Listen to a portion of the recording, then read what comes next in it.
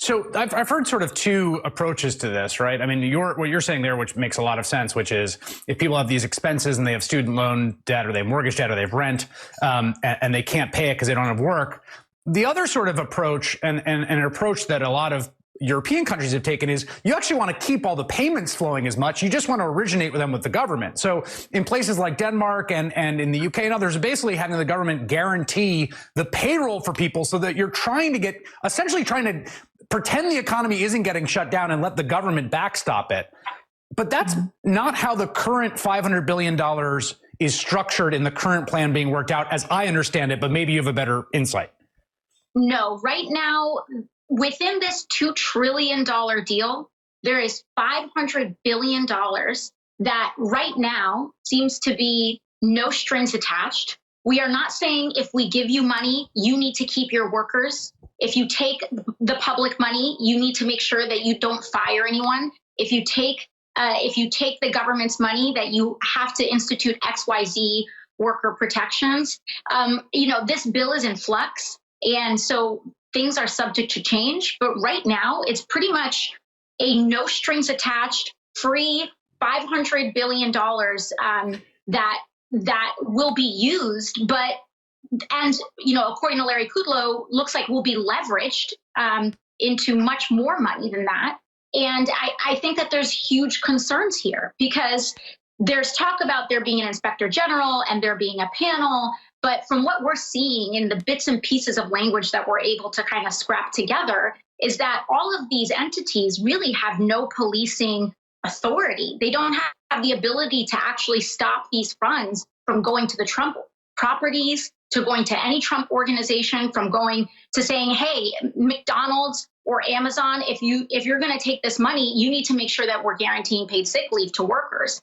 So I think that there's a lot of problems with accountability. And meanwhile, we're expecting to essentially give small businesses loans, which is, we can structure them, we can make sure that they're forgiven. But honestly, I'm very concerned about this bill prioritizing working people above corporations. And I think that's really what we need to look out for in the developments of this bill. One of the big obvious differences between this bill and the 2009 stimulus package is that its aim is not actually to jolt or stimulate the economy as much as to hold everybody over until we're able to open back up the economy once this coronavirus pandemic begins to recede. Now, unfortunately, one of the side effects of the fact that this bill had to be thrown together really quickly is that no one is actually really happy with that. In fact, if you watch some of the votes coming in on the Senate floor, is that basically everybody had something to complain about when it came to the bill. In general, liberals, left, Democrats tend to criticize the massive slush fund, what they perceive as a massive slush fund to corporations, saying that there were not enough stringent controls and protections on the money going to corporations. And a number of the Republicans criticized the way in which the stimulus towards individual checks were, being put out, saying that they were worried that the way the checks were written could lead to an influx of cash, which could lead to inflation. Personally, my view, I'm a little bit skeptical of the idea that it's going to lead to inflation, given that the reason why people aren't spending money right now is the fact that, look, they actually can't because businesses are closed and they're staying at home. So I suspect that a lot of the $1,200 will actually go to regularly occurring payments, rent, phone bills, internet bills, et cetera.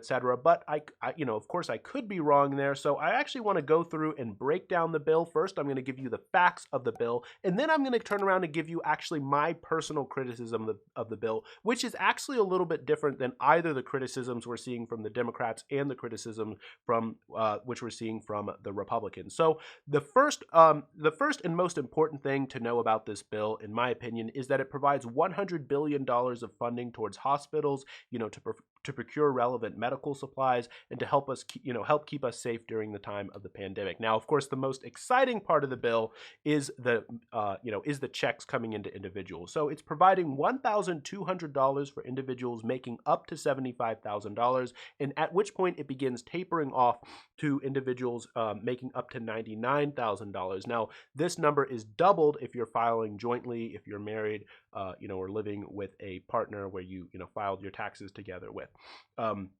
And it provides $500 for every child living in your house. And it also expands jobless benefits and provides protections for individuals who are, maybe gig workers by providing jobless aid for up to 13 weeks. And it also enhances some of the benefits. Now, in terms of how long you might be expected to wait until you receive your check, well, Steve Mnuchin has been claiming that it's going to be, about 2 to 3 weeks after the bill is signed by Donald Trump. So, that could be a few days from now. Expects 2 to 3 weeks for those who have already filed their taxes electronically and who already have a bank account already with the IRS. Now, this could become a little bit tricky because the IRS is actually low staff right now because of the coronavirus. And so the thought is that people who already have their, bank account with the IRS probably will be able to see the checks, within that time frame. But the concern is with the paper checks because the IRS already has a limitation in terms of how fast they're able to get paper checks out to individuals. And with the low staff, it could end up taking possibly months. Now, when it comes to small businesses, the loan it's providing about $300 of general funds, and then also, a couple hundreds of billions of dollars in terms of loans, which they might waive for you if you end up keeping all your workers on the payroll. Now, one of the big concerns, which I was mentioning earlier, that Democrats have with the bill is that it does not provide enough protections for large corporations. So one of the compromises, the sort of last minute compromises which Republicans were willing to make, is that it provides essentially an inspector general, and it provides a 5-person panel which will oversee the way that corporations spend their money. And it does provide a block on corporations from engaging in stock buybacks while they were receiving funding, and then 1 year after they stop receiving the funding. So those are essentially the protections and the provisions going into the bill. Now, what's my personal criticism of the bill? Because I said that I had one. Well, I think that it actually is related to the way in which some of the provisions are going on in the corporation. So as I see it, there's essentially 2 problems that we're facing right now when it comes to the economy. The first is obviously there's not enough cash going into the economy, but second is actually a coordination, actually an information problem, because the situation which we're in right now is that large corporations see, not just large corporations, just businesses in general see a situation where they could save some money by cutting off their workforce, but it would be in their interest if every other businesses, basically all the businesses around, kept everybody employed if they were able to, so that then when the economy opens back up, things start working. So we end up in a it's not quite a prisoner's dilemma, but it's similar to a prisoner's dilemma, because the best situation, of course, would be what they're doing essentially out in the UK and a number of other countries, where the government is basically back paying, something close to 80% roughly of payroll to workers, and basically funding it, basically funding the corporations, and the corporations keep paying out their payroll. But what ends up happening in this situation is that without the tight controls on the, on the money that the Republicans, that the Democrats wanted, is that how I see it is that you end up in a situation where a number of those corporations, if they see, let me reframe it, let me put it this way. Before the money came in, say that they saw an advantage of firing some worker, in that by firing that worker, they would have made, say $5 extra. Well, you give them that money, that doesn't actually change the equation. It's still in their interest to fire that worker. They can still save $5 extra.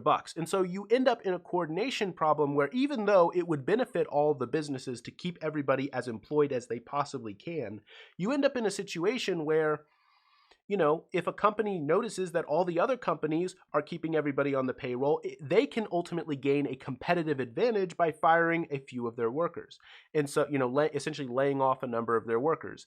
And so you end up in a situation where the coordination problem is the real issue to deal with. So you have to provide a way provide provisions in the bill to ensure that other companies are aware that other companies are, that any particular company is aware that other companies are not laying off workers. Well, those provisions exist for small businesses because their loans won't ultimately be forgiven if they begin laying off workers. However, for large corporations, those protections do not necessarily apply. And so you could end up in a situation where businesses start to see it in their interest to lay off workers because they think that they might be able to gain a competitive advantage. So my concern with the bill is that while it does do at least a little bit to address the money issue going into the economy, it doesn't do enough to address the coordination problem when it comes to, when it comes to keeping workers employed. And so I would have liked to see more protections, more oversights when it comes to, basically making sure that all the other businesses are able to keep track of who is laying off workers and who is not laying off workers. And also just in general, my ideal situation, my ideal provision would have been, like I said earlier, that the government basically funds the payroll for corporations who can't afford it. That would have been the more so ideal situation that you would have been able to reach. But at the very least, you would have wanted some kind of provision so that all the companies are able to keep aware of, who's laying off and who is not laying off, because you're having a kind of information problem right now, essentially. So anyway, I just wanted to let you guys know what was in the bill and give you sort of my thoughts on it. Let me know what your thoughts are on the bill down in the comment section. And if you liked the video, I'd really appreciate it if you hit the like button and consider subscribing. Thanks.